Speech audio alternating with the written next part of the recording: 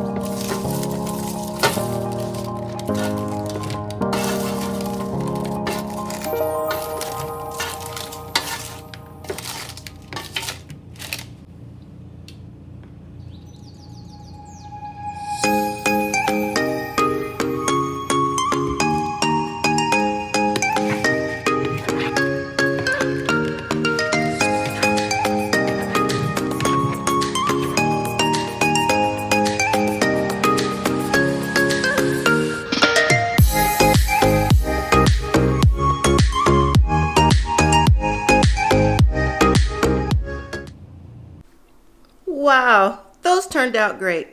I hope you give them a try. You can make them as mild or as spicy as you like. Serve them with celery, carrots, your own dip.